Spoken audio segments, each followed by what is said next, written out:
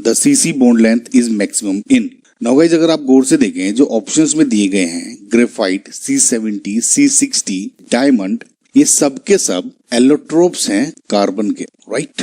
एक बात आप और ध्यान रखें कि जो सिंगल बॉन्ड है दो एटम्स के बीच में, फॉर एग्जांपल एक्स वाई, अगर इनके बीच में सिंगल बॉन्ड है उसकी लेंथ या बॉन्ड लेंथ ज्यादा होती है देन अगर इनके बीच में डबल बॉन्ड है, और ये ज्यादा होता है कि अगर इनके बीच में कोई ट्रिपल बॉन्ड। ये बात ध्यान रहेंगे कि सबके सब एलोट्रोप्स है कार्बन के, और सिंगल बॉन्ड की जो बॉन्ड लेंथ है वो ज्यादा होती है than double bond and triple. Now अब वन बाय वन हम इनके स्ट्रक्चर्स को देखते हैं और उसके बाद देखने की कोशिश करेंगे कि इसका आंसर क्या हो सकता है। पहला है गाइस ग्रेफाइट। नाउ ग्रेफाइट का जो स्ट्रक्चर है कुछ ऐसा होता है जिसमें अगर आप देखेंगे तो ऑल्टरनेट कार्बन्स हैं उनके ऊपर डबल बॉन्ड्स होते हैं, राइट। और ये एक शीट लाइक स्ट्रक्चर है। एक ही कार्बन की शीट हो गई जैसे ये ऊपर की दिख रही है आपको, सिमिलरली ऐसी ही शीट एक नीचे होती है, राइट। समझ में आपको।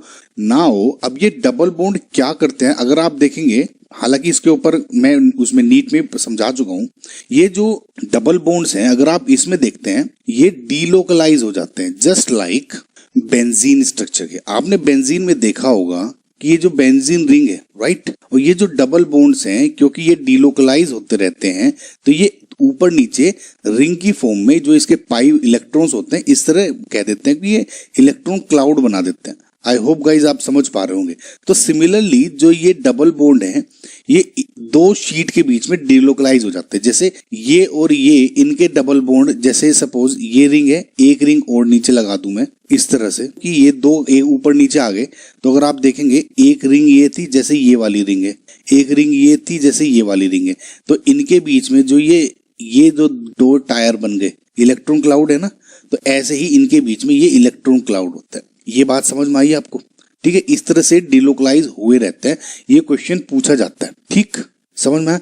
तो एक बात आप ध्यान रखिए, नॉर्मल इसका मतलब क्योंकि ये एक रेजोनेंस स्ट्रक्चर बन गया, या कहूं तो ये जो क्या होगा, अब जैसे आप डबल बॉन्ड बनते हैं बेंजीन में, इसकी रेजोनेंस स्ट्रक्चर इस तरह बन जाती है, समझ रहे, ये इस तरह से रीअरेंज हो जाते हैं, तो मैं इसको क्या कह देता हूं कि इसका एक रेजोनेंस स्ट्रक्चर हो गया इस तरह। यानी अब जो ये बॉन्ड है ये single bond and double bond के बीच का है स्ट्रेंथ इस बॉन्ड की, समझ में आपको, क्योंकि डीलोकलाइज हो गया दूसरा bond pi electron cloud. Similarly इसमें होता है, इसका मतलब जो ये इस बॉन्ड की स्ट्रेंथ है सिंगल बॉन्ड से कम है, समझ में, एंड डबल बॉन्ड से ज्यादा है due to this delocalisation. I hope guys आपको अब तक समझ में आया होगा ना। अब देखते हैं B option and C option, C70 and C60। Basically इस टाइप के एलोट्रोप्स को आप बोलते हैं फुलरीन, FULLERENE,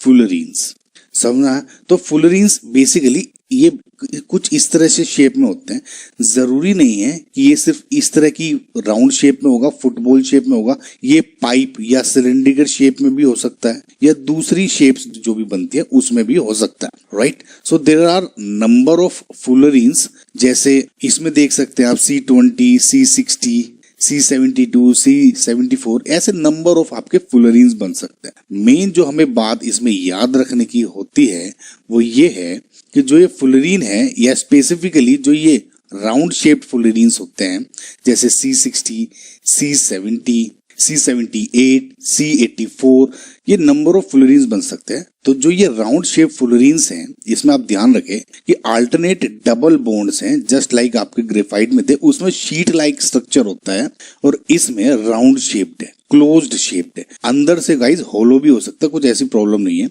अब इसमें एक बात और ध्यान रखें, ये हेक्सागोनल जो शेप है ये भी प्रेजेंट होती है, हेक्सागन्स बेसिकली, और जो ये पेंटागन्स है यानी 5 बॉन्ड्स ये भी प्रेजेंट होते हैं, राइट। हेक्सागन्स एंड पेंटा, ये जो 5 बॉन्ड्स है दोनों प्रेजेंट रहते हैं। इसका मतलब डबल बॉन्ड है, हेक्सागन है, पेंटागन है, क्लोज शेप है, राउंड शेप है।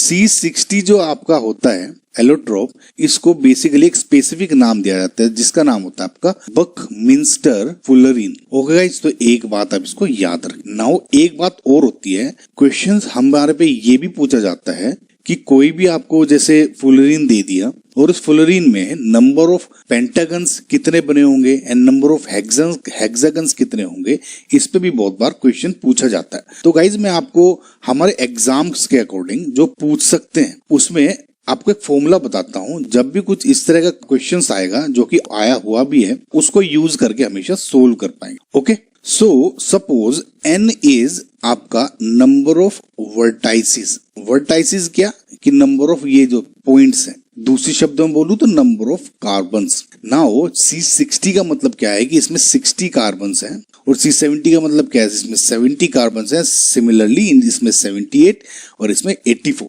तो n क्या है कि इस नंबर ऑफ वर्टाइसिस या number of carbons present in ये जो फुटबॉल शेप वाला आपका शेप बन रहा है। ठीक है, तो जब भी आपसे पेंटागन पूछे जाएंगे, ठीक है, एक बात याद रखिए कि जब भी नंबर ऑफ पेंटागन्स आपसे पूछे जाएंगे ऑलवेज वो होंगे 12, चाहे वो C60 हो, 70 हो या दूसरे हो। कभी भी कुछ भी क्वेश्चन अगर आपसे पूछा गया, मतलब मेरा मतलब ये है, अगर आपका कोई क्वेश्चन आया एग्जाम में, आपको ये नहीं सोचना है कि डिफरेंट भी हो सकता है। ठीक है, हमेशा आपको नंबर ऑफ जो पेंटागन्स होंगे वो 12 ही होंगे और जो नंबर ऑफ हेक्सागन्स होंगे यानी ये जो 6 बॉन्ड्स वाले, अगर इनका पूछा जाता है, इसका फॉर्मूला होता है n/2 - 10। पेंटागन्स तो फिक्स है लेकिन हेक्सागन्स डिपेंड करता है इस 60 पे या 70 पे, समझ। तो सिमिलरली अगर आप number of hexagons in C60 यानी बकमिंस्टर फुलरीन पे अगर आप ढूंढना चाहें तो क्या हो जाएगा, n = 60 / 2 - 10 यानी 30 - 10 यानी 20 हेक्सागन्स इसमें प्रेजेंट होंगे और इसमें नंबर ऑफ पेंटागन्स तो 12 ही होंगे। सिमिलरली आप इसमें निकाल सकते हैं C70 में नंबर ऑफ पेंटागन्स तो 12 ही होंगे और हेक्सागन्स क्या हो जाएंगे, 70 / 2 - 10 यानी 25। आई होप गाइज आपको ये चीजें सब समझ में आई होंगी। इस पे एक दो क्वेश्चन आए हुए हैं अभी फुलरीन पे जो मैं भी आपको बताऊंगा। पहले हम क्वेश्चन को देख लेते हैं। इसका मतलब गाइज अब तक तो ये हो चुका है कि C70 C60 में है, क्योंकि डबल बॉन्ड है, कंजुगेशन में है, तो ये ग्रेफाइट वाला ही हो गया कि इसमें सिंगल एंड डबल बॉन्ड के बीच की प्रॉपर्टी है, या एटलीस्ट मैं ये कह दूं सिंगल बॉन्ड तो नहीं है। ठीक है, समझ में आपको। नाउ डायमंड, इन ऑप्शंस में इकलौता यही है जो कि सिर्फ और सिर्फ सिंगल बॉन्ड रखता है। डायमंड की शेप गाइज आपकी टेट्राहेड्रल होती है, जैसे ये, यानी एक कार्बन ये, एक ये, एक ये, एक ये एंड एक ये क्रिस्टलाइन फॉर्म है। राइट गाइज, इसका मतलब एक तो यूनिट ये हो गई, दूसरी यूनिट ये इससे चिपक गई, सिमिलरली ये चिपक गई, ये इस तरह लग गई, तो नंबर ऑफ यूनिट्स मिलके डायमंड आपका एलोट्रोप इसका कार्बन का बनाते हैं। तो इकलौता यही है इन एग्जाम्पल्स में जिसमें प्योरली सिंगल बॉन्ड्स प्रेजेंट हैं, समझ में।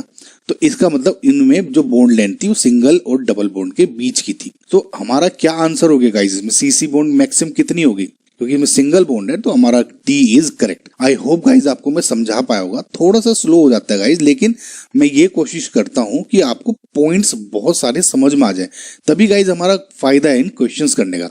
अब देखिए गाइज फुलरीन पे बहुत सारे क्वेश्चन रिपीट हुए हैं। अब देखिए जैसे ये अगेन 2019 में ही आया था कि C60 N allotrope of carbon contains. मैंने आपको क्या बताया कि C60 है, आपने देखा फुलरीन है, इतने सारे कार्बन फुलरीन में हो सकते हैं, तो आपने देखा कि ठीक है नंबर ऑफ पेंटागन्स तो हमेशा 12 ही होंगे। अब देखिए आपको ये फॉर्मूला भी याद ना हो, सिर्फ ये पता हो कि मुझे नंबर ऑफ पेंटागन्स 12 होंगे, तो उसको देख के भी आप अपना टिक कर सकते हैं आंसर। लेकिन अगर सपोज मुझे फॉर्मूला या ये इनमें सपोज किसी में जो पेंटागन्स हैं वे भी 12 ही आ गई किसी में, तो सिंपल n जो नंबर ऑफ हेक्सागन्स होंगे वो क्या हो जाएगा, n/2 - 10, राइट, यानी 60/2 - 10 यानी 20 हेक्सागन्स यानी ये। आई होप गाइज आपको समझ में आया होगा। इस पे फ्लोरीन पे एक क्वेश्चन और आया था, वो भी देखते हैं। ये पूछा गया था गाइज कि 94 का क्वेश्चन, हालांकि कि the recently discovered allotrope of carbon C60 is commonly known as, तो इसको क्या बोलते हैं, buckminsterfullerene. So basically guys Buckminster Fuller scientist का नाम था, उनके नाम से आया बकमिंस्टर फुलरीन।